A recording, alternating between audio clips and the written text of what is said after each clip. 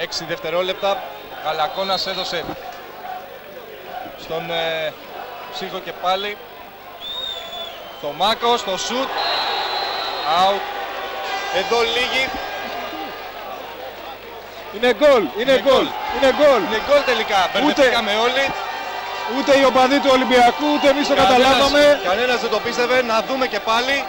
Είναι εκπληκτικό γκολ. Ένα εκπληκτικό γκολ του Θωμάκου που ακριβώς με τη λήξη του 7 λεπτού μπερδεύτηκαν όλοι εδώ στο κολυμβητήριο και ο Ολυμπιακός κλείνει τη δεύτερη περίοδο προηγούμενος με 4-3.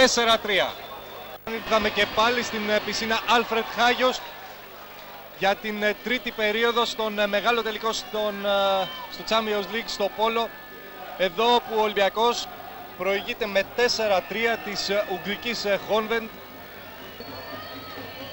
Θα κάνει το σουτ, δεν θα τα καταφέρει, θα κερδίσει την μπάλα όμως ο Βλοντάκης και τώρα ο Θωμάκος για τον Καλακώνα. Το γκολ για τον Ολυμπιακό. Το γκολ για τον Ολυμπιακό.